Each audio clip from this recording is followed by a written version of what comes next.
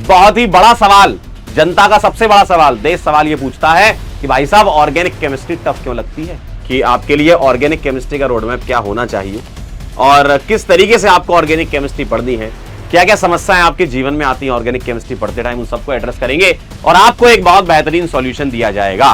क्यों इतनी टफ लगती है ऑर्गेनिक केमिस्ट्री, उसका कारण मैं बताता हूं। लेकिन कुछ बातें ऐसी हैं जो आप पहले से तैयार रखो ताकि आप हर टीचर के साथ सिंक हो पाओ, वो बात मैं बता देना चाहता हूं। इन दो चैप्टर को स्ट्रॉन्ग करना है तो आप बहुत स्मूथली समझ पाएंगे। जो ऑर्गेनिक केमिस्ट्री में मास्टर बड़ी बड़ी बातें करेंगे वो आपको आसानी से समझ में आ जाएगी। हेलो हेलो हेलो बच्चों, बाबा नमस्कार, स्वागत करता हूं मैं पंकज सिजेरिया आप सभी का इस वीडियो में।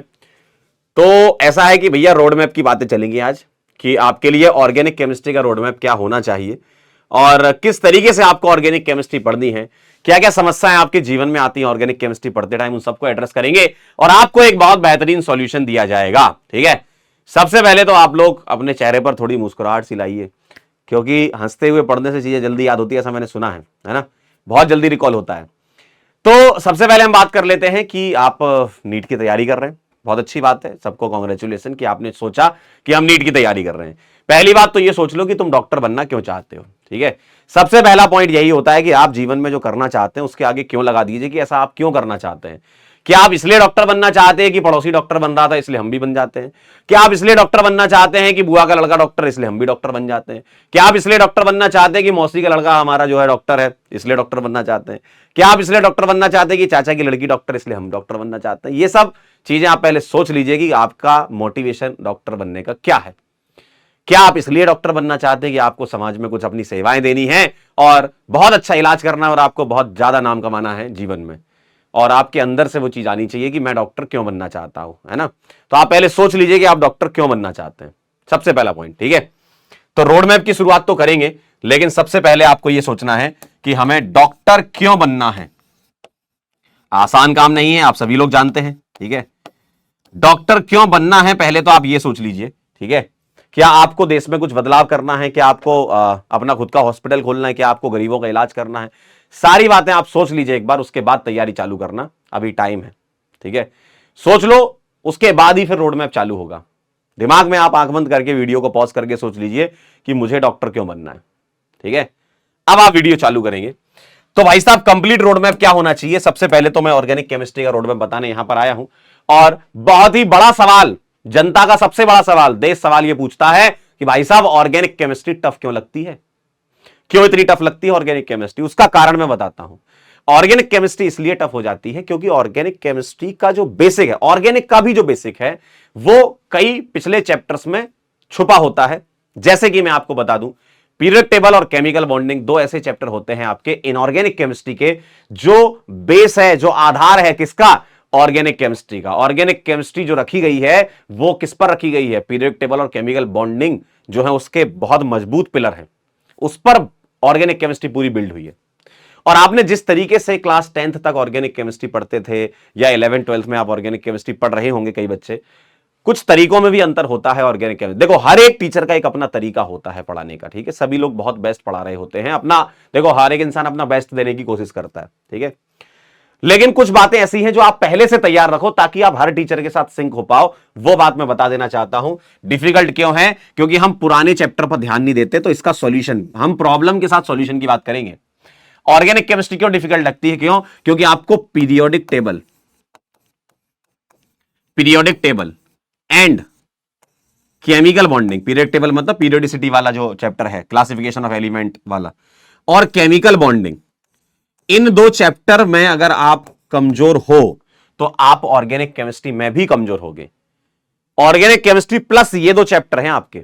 एक्चुअल में पूरी ऑर्गेनिक शुरू तो वैसे आईयूपीएससी से होती है, लेकिन पीछे की जो खेल है पूरा वो यहां से चालू होता है। तो सबसे ज्यादा फोकस आपको कब करना है? जब आपका इनऑर्गेनिक के ये दो चैप्टर अच्छे से आप कवर कर लो, तभी ऑर्गेनिक केमिस्ट्री में घुसो। अदरवाइज आपको आईयूपीएससी में तो मजा आएगा क्योंकि वो 10th में पढ़ रखा था आईयूपीएससी नोमेनक्लेचर, लेकिन उसके बाद का मामला धीमे धीमे फैलने लगेगा। आपको लगेगा पता नहीं सर क्या बता रहे हैं, ये एस कैरेक्टर क्या बता रहे हैं, ये इलेक्ट्रोनेगेटिविटी क्या बता रहे हैं, ये ऑर्गेनिक में पता नहीं ऐसी चीजें कहां से सुनने को मिल रही हैं।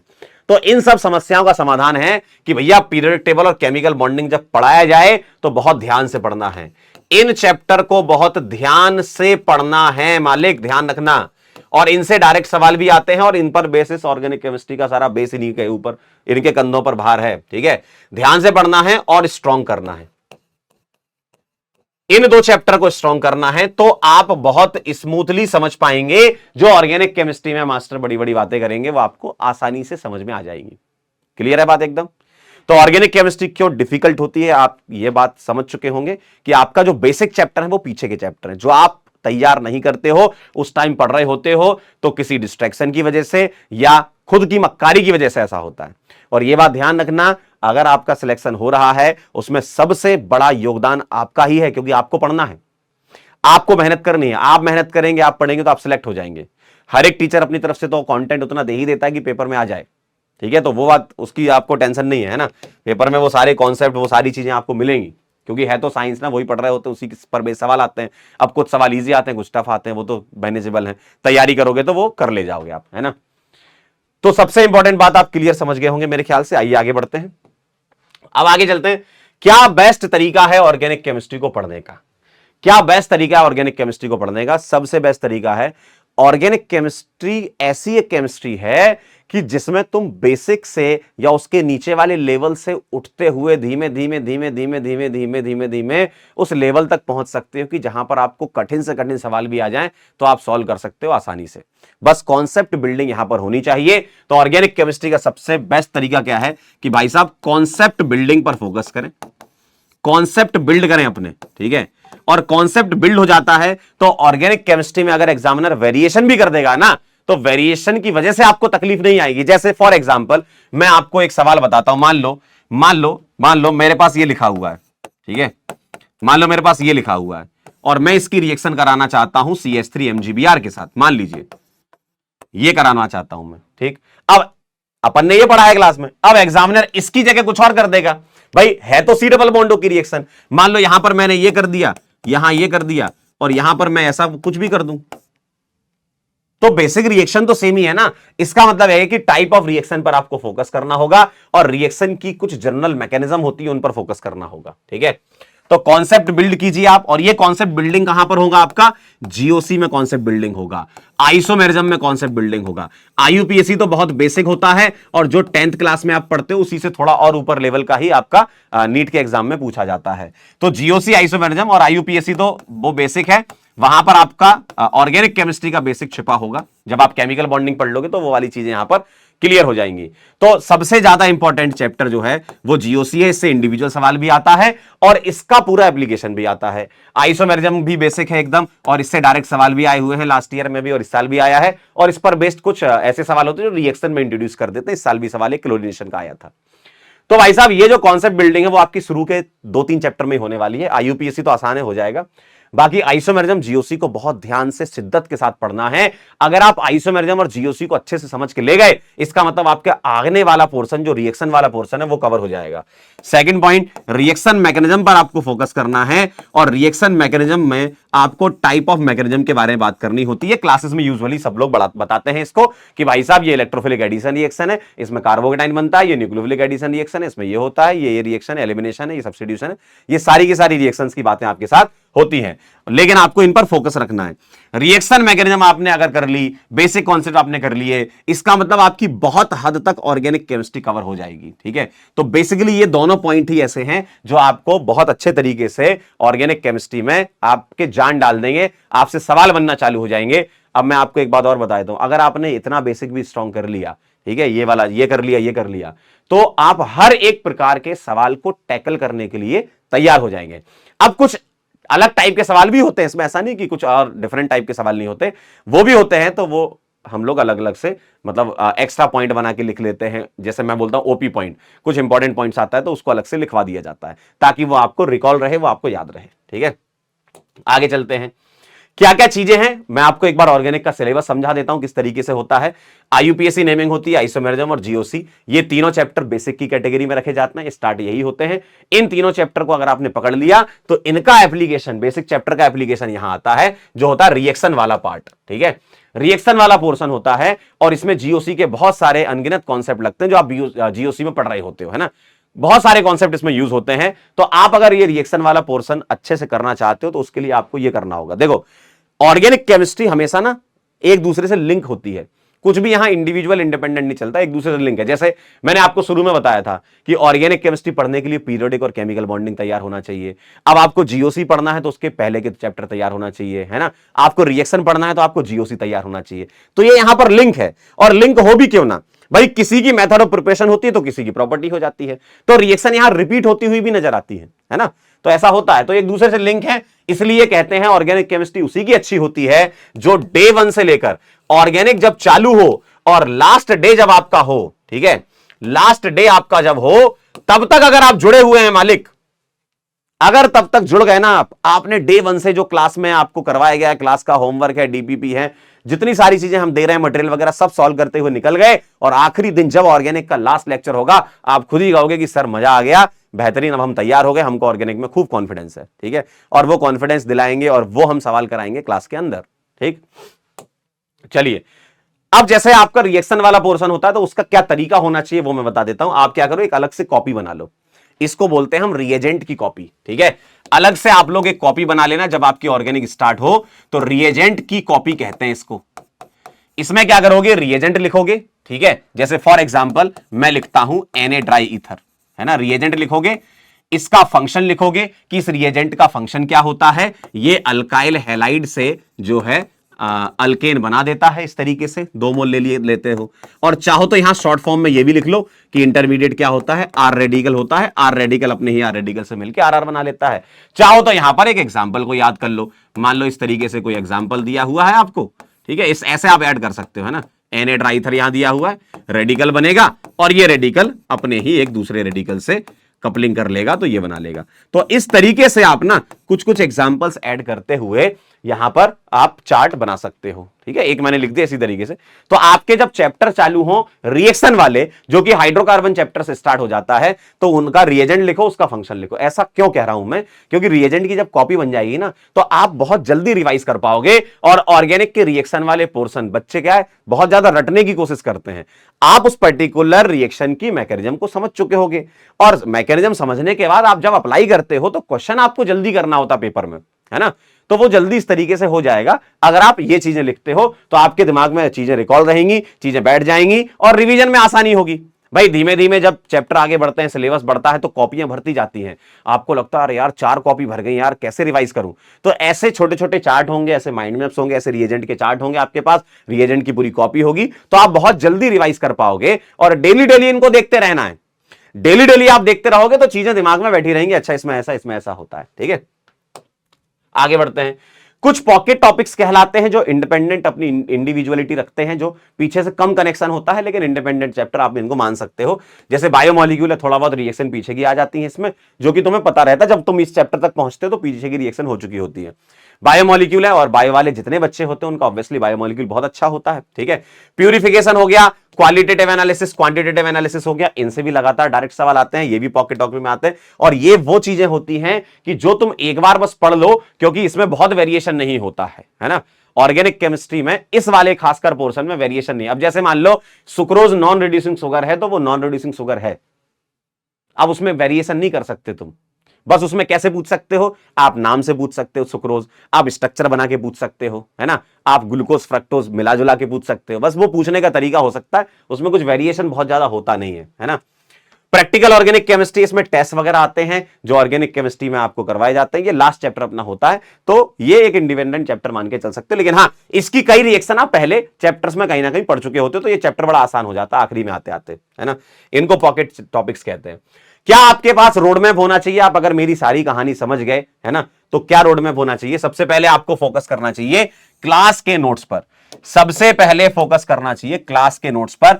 अगर आपकी क्लास बहुत बेहतरीन जा रही है, क्लास में बहुत अच्छा समझ में आ रहा है, क्लास के तुम क्वेश्चन कर पा रहे हो, और क्लास में इजी मीडियम हार्ड सभी टाइप के क्वेश्चन करवाए जाएंगे, अगर आप वो सब सवाल कर पा रहे हो, इसका मतलब आप काफी हद तक चीजें सीख चुके होगे। क्लास के नोट्स मतलब जो आप क्लास कर रहे होते, लाइव लेक्चर में बोल रहा हूं, है ना। क्लास नोट्स का मतलब लाइव लेक्चर के बारे में बात कर रहा हूं। अगर कभी छूट जाता है तो रिकॉर्डेड में देखो, वरना लाइव में क्या है, साथ साथ नोट्स भी बनते जाते हैं।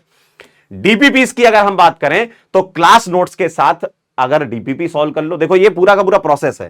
पहले आपको ये करना है ना, मतलब क्लास अटेंड करनी है, क्लास के नोट्स बनाने हैं आपको, हम तो आप देते ही हैं लेकिन आप खुद से नोट्स बनाओगे ज्यादा बेटर रहेगा। आप डीपीपीस के बारे में आपने देखा है कि डीपीपीस में कुछ क्वेश्चंस होते हैं, 10 क्वेश्चन, 15 क्वेश्चन, और डीपीपीस में भी आपको इजी, मीडियम, हार्ड सभी टाइप के सवाल मिलेंगे, क्योंकि बेटा हमें तैयारी हार्ड की नहीं करनी है। पहली बात ध्यान रख लो, जो माहौल अभी चल रहा है उनको लग रहा है हार्ड पेपर, हार्ड की तैयारी नहीं करनी। मैं आपको रोड मैप से थोड़ा किनारे ले जाता हूं। मैं आपको सीधे सीधे शब्दों में कहना चाहता हूं, हार्ड पेपर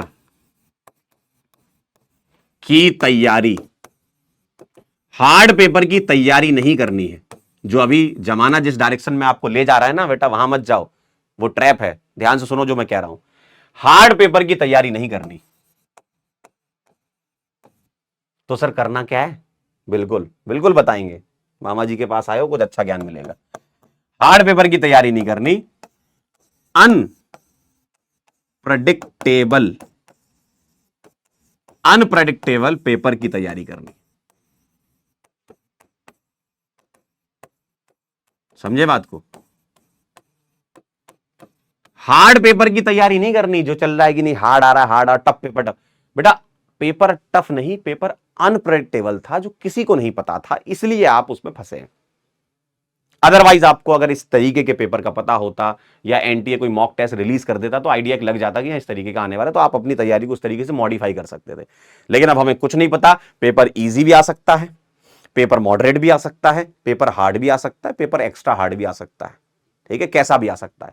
तो आपको अनप्रेडिक्टेबल पेपर की तैयारी करनी है। अब इस अनप्रेडिक्टेबल में क्या रहे, क्या क्या चीजें हैं भाई साहब? पेपर इजी हो जाए, पेपर मीडियम हो जाए, पेपर हार्ड हो जाए, पेपर एक्स्ट्रा हार्ड हो जाए, जैसा भी पेपर आए, हमें इन सभी चीजों को फोकस में चलते हुए तैयारी करनी है। ठीक है, और तैयारी ऐसी होनी चाहिए, ऐसा नहीं कि पहले दिन ही आप एडवांस पर भागने लगे। धीमे धीमे लेवल बढ़ेगा, इजी होगा, मीडियम होगा, हार्ड होगा, एक्स्ट्रा हार्ड भी होगा, सब कुछ आपको सिखाया जाएगा, ताकि पेपर किसी भी टाइप का आए आप वहां पर फैले ना। आप अटेम्प्ट करके आए, पेपर अच्छे नंबर आपके आए, अच्छी रैंक आपकी आए, आपका सिलेक्शन हो। इसीलिए तो हम लोग यहां खड़े हैं। हम लोग किस लिए काम कर रहे हैं? आपके सिलेक्शन के लिए काम कर रहे हैं। तो जैसा भी हो सकता है पेपर, अनप्रेडिक्टेबल पेपर की तैयारी करनी है आपको। अनप्रेडिक्टेबल में सारी चीजें हो सकती है। ठीक है, चलिए आइए वापस रोड मैप पे चलते हैं। तो डीपीपीस तक पहुंच गए आप, आपने लाइव क्लास करी। ठीक है, कभी अगर छूट गई गलती से, या फिर मान लो आप बीमार हो गए, तो रिकॉर्डेड देख लो, उसके बाद डीपीपी सॉल्व करो। डीपीपी के बाद आपको यहां पर मिलेगा कट्टर नीट का क्वेश्चन बैंक, है ना, कट्टर नीट क्वेश्चन, और ये आपको दिए जाएंगे चैप्टर स्टार्ट होने पर, है ना, एक आध लेक्चर में मिल जाएंगे आपको। ठीक है, तो कट्टर नीट क्वेश्चन जो होते हैं वो पूरे के पूरे चैप्टर वाइज एक प्रैक्टिस शीट है। इसमें आपको मिलेंगे लगभग 45 से 50 सवाल। ठीक है, चैप्टर टू चैप्टर डिपेंड करता है। 45 से 50 क्वेश्चन आपको यहां पर दिए जाएंगे, जिसका लेवल जो है अच्छा होगा, अच्छे लेवल के सवाल होंगे। इनके कुछ सवाल ऑलरेडी क्लासेस में डिस्कशन चल ही रहा होगा, है ना। जैसे मान लो 10 लेक्चर हैं, कुछ मान लो 2 सेकंड लेक्चर के सवाल मिल गए आपको, इसमें वो कर लो, कुछ 4th लेक्चर के मिल गए, वो कर लो। वो हम सब लोग आपको बता देंगे कि हाँ ये चीजें आपको यहां से कर लेनी है ना। तो इसलिए तो कह रहे हैं क्लास से जुड़े रहो, जो कहते जा रहे हैं वैसा करते जाना, है ना। तो कट्टर नीट के क्वेश्चंस जो हैं उसको आपको करना है। ठीक है, बहुत ध्यान से ये करना है, क्योंकि ये अच्छे लेवल के सवाल होंगे, कॉन्सेप्ट बूस्ट करने के लिए सवाल होंगे, है ना। और आपको एक मिलेगा एसबीएम, है ना, ऑर्गेनिक केमिस्ट्री में बात कर रहा हूं, स्टैंडर्ड बुक मटेरियल में आपको दूंगा। ठीक है, अब सर ये स्टैंडर्ड बुक मटेरियल क्या है? सर स्टैंडर्ड बुक मटेरियल क्या है? इसमें जितनी भी टाइप की आपने किताबें सुनी होती हैं, जो आप सुनते हो लेकिन कभी आप वहां तक नहीं जा पाते थे, जैसा अभी तक पेपर आ रहा था, लेकिन अभी पेपर जो अनप्रेडिक्टेबल हो गया है, तो उसमें मैंने ये प्लान किया है कि आपको स्टैंडर्ड बुक मटेरियल में दूं। इसमें क्या होगा कि जितनी भी अच्छी किताबें हैं, जैसे ऑर्गेनिक केमिस्ट्री के लिए एकदम गॉड लेवल की किताब जो मानी गई है वो है पीटर साइक्स। ठीक है, पीटर साइक्स हो गई, इससे अच्छे अच्छे सवाल निकाल के दूंगा, इसके कुछ अच्छे इंपॉर्टेंट पॉइंट्स आपको निकाल के दूंगा। और एक क्लेडन बुक है, ठीक है तो ये बहुत हाई लेवल की, ये आपको नहीं करना, मैं इनमें से वो चीजें आपको निकाल के दूंगा जो नीट रिलेवेंट होंगी, है ना, जो नीट रिलेवेंट होंगी। तो ये 2 किताबों को हम फॉलो करेंगे, मतलब आपको नहीं करना, ये काम मेरा है। मैं बस आपको बता रहा हूं कि मैं स्टैंडर्ड बुक मटेरियल में से इनमें से अच्छे अच्छे सवाल निकाल करके आपको बना करके दूंगा, और भी जो मार्केट में अच्छी अच्छी किताबें होंगी उनसे भी मैं आपको सवाल निकाल करके दूंगा। ठीक है, आपको इसके बाद करना है रिवीजन, क्योंकि ये आप कर चुके होंगे, तो भाई साहब इतना रायता फैला हुआ है तो इसको समेटना भी है। समेटेगा कहां पर? रिवीजन में। आप रिवीजन करते रहें, आपने डेली क्लास करी, डीपीपी करी, केएनक्यू के जो जितने भी क्वेश्चन उस क्लास से रिलेटेड हुए वो कर लिए। मान लो आपको लेक्चर सेकंड में 5 सवाल मिले, इसके लेक्चर थर्ड में 6 मिल गए, तो ये करते जाओ। साथ में स्टैंडर्ड बुक मटेरियल भी मिल जाएगा आपको, है ना, इसके साथ करते जाओ, मतलब इसके भी क्वेश्चन करते जाओ। और अब इन सब चीजों को रिवाइज कर लो, रिवीजन कर लो, है ना। रात में आप ऑर्गेनिक केमिस्ट्री में अगर आप क्लास में बहुत ध्यान देते हो तो आपको मेरे ख्याल से आधे घंटे से 45 मिनट का टाइम लगेगा रिवीजन करने में, ठीक है। तो मतलब आप हर एक लेक्चर का रिवीजन मान लो 30 से 45 मिनट विद क्वेश्चन आप कर सकते हो आराम से। ऑर्गेनिक केमिस्ट्री का बता रहा हूं मैं, है ना। ऑर्गेनिक केमिस्ट्री में इतना रिवीजन आप डेली डेली इतना रिवीजन, है ना। मतलब आपकी जो क्लास होगी वो 1 घंटे 45 मिनट की आप क्लास मान लीजिए, ठीक है, ये होगी। और उसको रिवाइज करने में आपको 30 मिनट थ्योरी रिवाइज करने में लगेंगे और 15 मिनट आपको लगेंगे यहां पर रिवाइज करने में, मतलब क्वेश्चन सॉल्व करने 15 से 20 मिनट में आप कर लोगे आराम से, ठीक है। तो 30 से 45 मिनट ओवरऑल आपको यहां लगने वाले हैं। अब इसके बाद रिवीजन हो जाएगा। अब ये वाला लूप आपका चलता रहेगा, मतलब live class, DPP, KNQ, SBM, revision, ये लूप में चलता रहेगा, चलता रहेगा, चलता रहेगा। और आपके हर मतलब 21 दिन के अंदर टेस्ट होगा, या कभी आगे बढ़ते जाओगे तो फ्रीक्वेंसी बढ़ जाएगी 15 दिन में, मतलब टेस्ट होगा तो उसका एनालिसिस भी करना है। इसकी एक अलग से सेपरेट कॉपी बनानी है, ठीक है। सेपरेट कॉपी बनानी है आपको इसकी, एक तो रिएजेंट की अलग कॉपी बनानी है और एक इसकी सेपरेट कॉपी। इसलिए कह रहा हूं क्योंकि टेस्ट ही एक ऐसी चीज है जिसकी गलतियां आप करते हो ना, उन्हीं गलतियों से आपको ठोकर लगती है और उनसे ही तुम सीखते हो। क्योंकि टेस्ट इतना ज्यादा इंपॉर्टेंट होता है क्योंकि उसमें वैरायटी ऑफ क्वेश्चन मिलते हैं, अलग अलग टाइप के क्वेश्चन मिलते हैं। तो उन क्वेश्चंस को अगर आपसे कोई सवाल बहुत अच्छा मिल गया, आपसे नहीं बना, घबराने की कोई बात नहीं है। होगा ऐसा कई बार, ये जर्नी आसान नहीं है। आप ये समझ लो अगला 1 साल ना आपको एकदम युद्ध की तरह लड़ना है, भयंकर, मतलब डेली लड़ाई करनी है आपको। इतना मोटिवेशन आपके अंदर, सेल्फ मोटिवेशन होना चाहिए, ठीक है। तो टेस्ट के जो क्वेश्चंस आपसे नहीं बन रहे हैं या कहीं स्ली मिस्टेक हो गई, उसको अलग से कॉपी में लिख लो और उसको मतलब जब अगला टेस्ट हो तो पिछले टेस्ट के देख लो कि यार ये मेरे से गलतियां हुई थी, ठीक है। और फिर उसके बाद आता है भैया फाइनल रिवीजन। जब आपका सिलेबस खत्म हो चुका होगा तब हम लोग भी आपको रिवाइज कराएंगे और आप भी खुद से रिवीजन करते जाएं, आप भी खुद से लगातार रिवीजन करते जाएं। फाइनल रिवीजन आपका हो जाएगा, बस उसके बाद आप डॉक्टर बन चुके हैं। बस यहां फिल इन द ब्लैंक्स में अपना नाम भर लीजिएगा, रोड मैप बना करके कॉपी में ये बना लेना, ठीक है। ऑर्गेनिक केमिस्ट्री की कॉपी में ये रोड मैप पहले ही पेज पर बना लीजिएगा और बस यहां अपना नाम भर लीजिएगा और ये फॉलो करते रहिएगा। इसको लगातार देखते रहना। आप चाहो तो अपने स्टडी टेबल में सामने चिपका सकते हो ये रोड मैप, ठीक है। तो बस यही चीज हमें फॉलो करनी है, आप डॉक्टर बन जाएंगे, ठीक है। चलिए, अब आपके दिमाग में आता है सर हमें और एक्स्ट्रा कौन सा मटेरियल फॉलो करना है? कुछ नहीं करना, ठीक है। आप कहते हो ना सर कौन सी बुक करेगा, अगर कुछ नहीं करना, हम सब कर देंगे, ठीक है। लेकिन हम आपको बस प्रोवाइड करा सकते हैं सॉल्व तो हम करते ही है, लेकिन हमारे सॉल्व करने से तुम्हारा सिलेक्शन नहीं होगा ना, तुम्हारे सॉल्व करने से तुम्हारा सिलेक्शन होगा। तो आपको कोई मटेरियल फॉलो नहीं करना है, ठीक है, कुछ नहीं करना है। आपको क्या चाहिए? आपके पास क्लास नोट्स है, ठीक है, आपके पास डीपीपी है, आपके पास कट्टर रीड क्वेश्चन बैंक है, आपके पास स्टैंडर्ड बुक मटेरियल है, ठीक है। ये चारों चीजें आपको बहुत अच्छा कर देंगी। और अगर आपने मॉड्यूल ले लिए हैं, बहुत अच्छी बात है, तो मैं मॉड्यूल से आपको होमवर्क दे दूंगा, आप इससे सवाल प्रैक्टिस करते रहें। ये करना है, मतलब अलग से एक्स्ट्रा मटेरियल खरीदने की जरूरत नहीं है। अगर आपने इतना कर लिया अच्छी बात है, किसी ने मॉड्यूल भी ले लिया तो बहुत बढ़िया, मॉड्यूल में लास्ट ईयर बहुत अच्छे सवाल थे, तो मैं मॉड्यूल से आपको होमवर्क दे दूंगा। तो ये तो अपन क्लास के अंदर वाली बातें हैं। ये मॉड्यूल वाला जो है वो एक्सटर्नल आप सोर्स से कर रहे हो, मतलब अलग से आप खरीद रहे हो, तो मैं इससे आपको होमवर्क देते जाऊंगा, आप इसको सॉल्व करते जाइएगा, ठीक है। बस आपको ये एडिशनल करना है तो मॉड्यूल ले लीजिएगा। आगे चलते हैं, हम कैसे पढ़ने वाले हैं बैच के अंदर, ठीक है। इस बार मैं अपना फॉर्मेट चेंज कर रहा हूं, ठीक है, क्योंकि हम भी लगातार सीखते रहते हैं। इस बार मैं वर्कबुक फॉर्मेट में आपको बताऊंगा और वर्कबुक फॉर्मेट में आपको डे 1 पे बताऊंगा कि क्या होता है, ठीक है। मैं आपको बताता हूं, थोड़ा सा आइडिया देता हूं, क्योंकि मैं दिखाऊंगा तभी आप समझ पाओगे, ठीक है। वर्कबुक फॉर्मेट ऐसा होता है कि इसमें ना जैसे टॉपिक की हेडिंग मिलेगी आपको, ठीक है, वो आपको मैं चैप्टर के पहले प्रोवाइड करा दूंगा ताकि आप हर एक चैप्टर की पहले से ही प्रिंट निकाल के अपने सामने रख लें, ठीक है।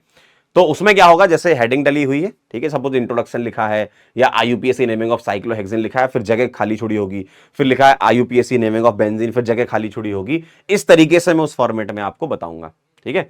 इस तरीके से मैं आपको ये सारी की सारी चीजें कवर कराऊंगा ताकि आपके पास एक वर्कबुक की वो बन जाए, एक नोट्स बन जाए, ठीक है। ताकि आप जब अपने सेल्फ नोट्स बना रहे होगे तो उससे आपको काफी मदद मिल जाएगी कि मेरे को इसमें से लिखना क्या क्या है। क्योंकि क्लास में मैं जब समझा रहा हूं तो आपका पूरा फोकस समझने पे होना चाहिए। जो जो चीजें मैं बोलूंगा कि यार ये लिख लो, तो वो आप लिख लेना।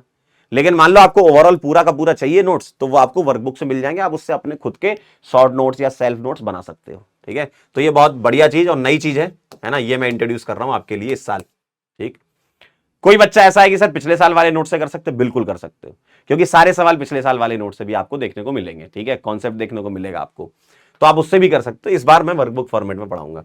डीपीपीज आपको मिलेंगी, इसमें इजी मीडियम हार्ड तीनों टाइप के सवाल डले मिलेंगे। ठीक है, ये भी ध्यान रखिएगा।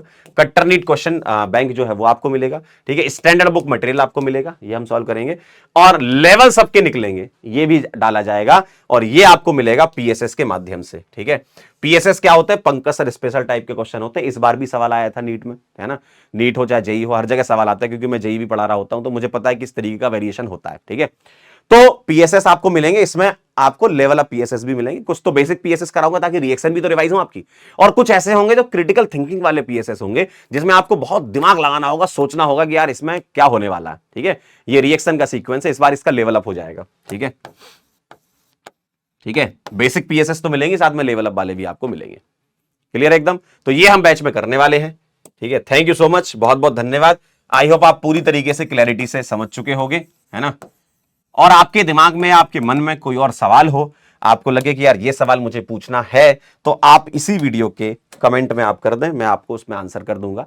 इसी वीडियो के नीचे आप कमेंट कर दीजिए, जो भी आपका सवाल हो मैं उसका आंसर कर दूंगा। ठीक है, बहुत अच्छे से पढ़ते रहिए, है ना, और बस अपने आप को थोड़ा ये दिमाग को थोड़ा शांत रखना, कूल रखना, कभी भी हड़बड़ाहट में, है ना, या जल्दीबाजी में चीज़ों को गलत करने की कोशिश मत करना।